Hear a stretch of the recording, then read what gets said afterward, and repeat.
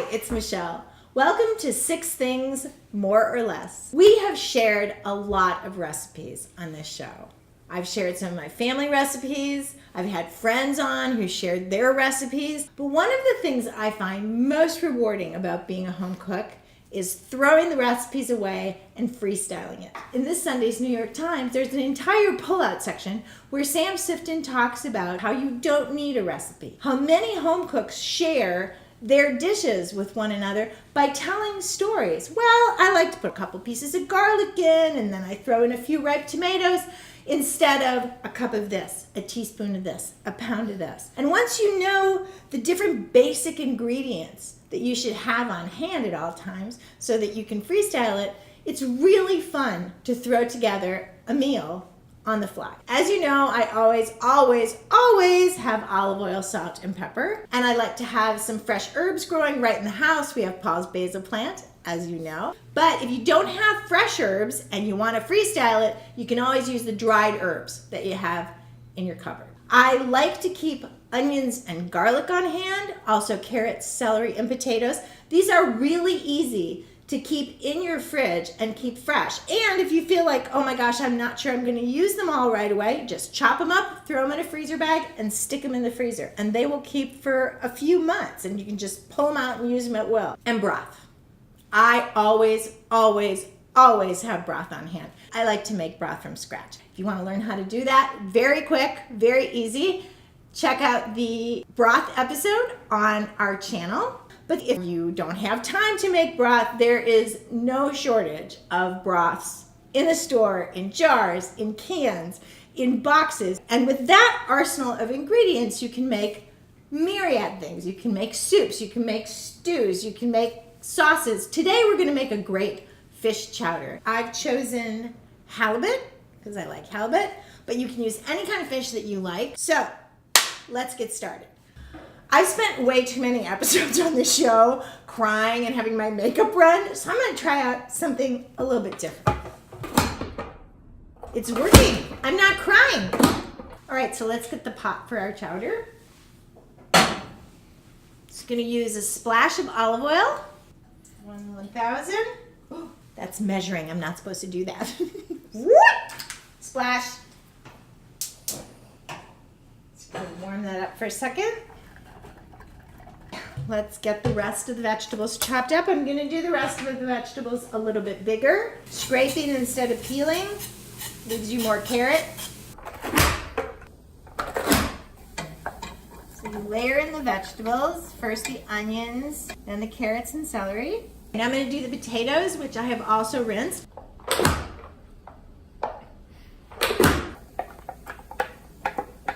Now it's time for broth. I have some fish broth that I just took out of the freezer.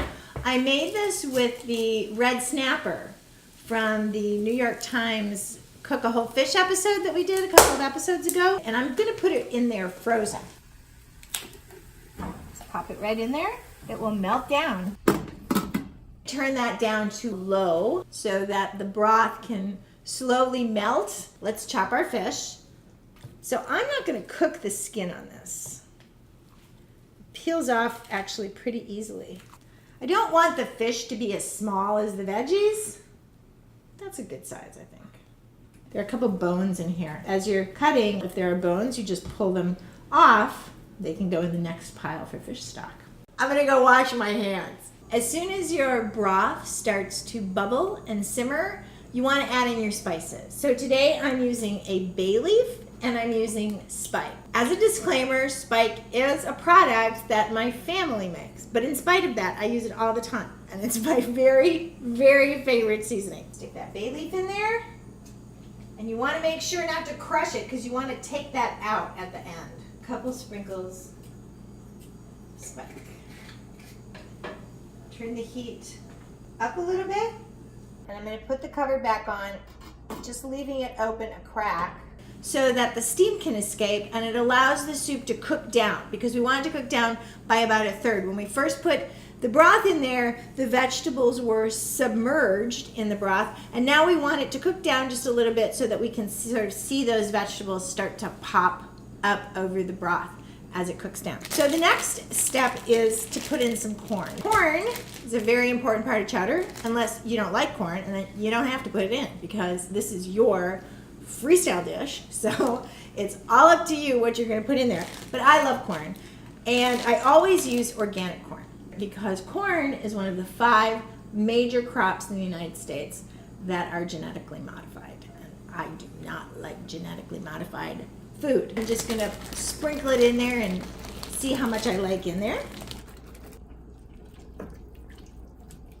We're gonna let that bubble back up and then we're gonna taste it. Don't be afraid to taste things while you're cooking them. Now, obviously you don't wanna taste raw meat.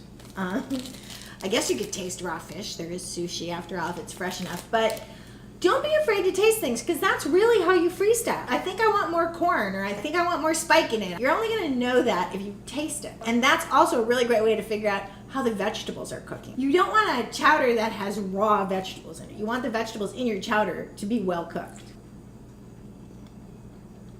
So they're cooking. They're a little bit al dente still. I think I want them to cook down a little bit more. And I'm gonna add a little bit of salt to this because in my opinion, for my chowder, I need a little bit of salt. Just gonna take a pinch. You can always add salt in the end. You can never, never, never take salt away.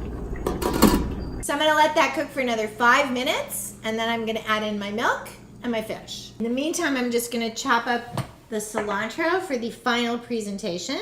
I'm using cilantro because I like cilantro with fish. What you use on your chowder is completely up to you. Let's check our veggies again.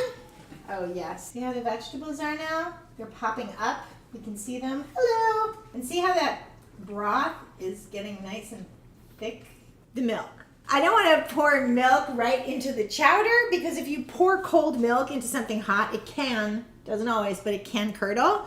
So I've had, first of all, the milk out here, so it's coming down to sort of a mini room temperature. I'm just gonna pour a little bit of milk in here. I'm not gonna tell you how much milk, because this is not a recipe. This is freestyling. So you put in as much milk as you like. This is how much milk I like.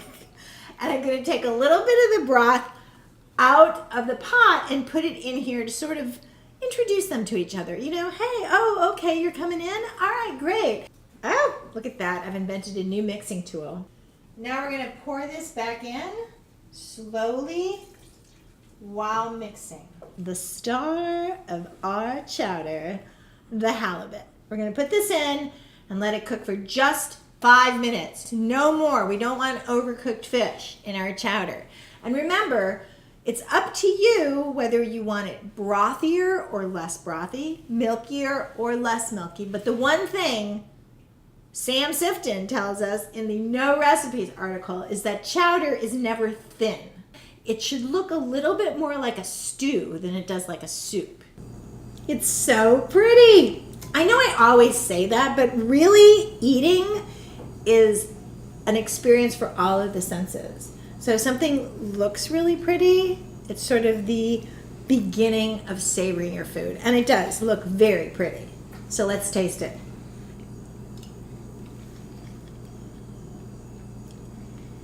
I think this is a non-recipe that I'm going to keep in my arsenal.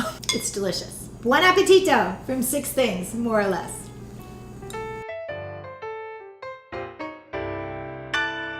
Thanks for watching this episode of 6 Things, More or Less. If you haven't subscribed to the channel yet, please do. Hit the notification bell to be notified of future episodes. And if you're ready to watch another episode, click the video. And never, never, never waste food.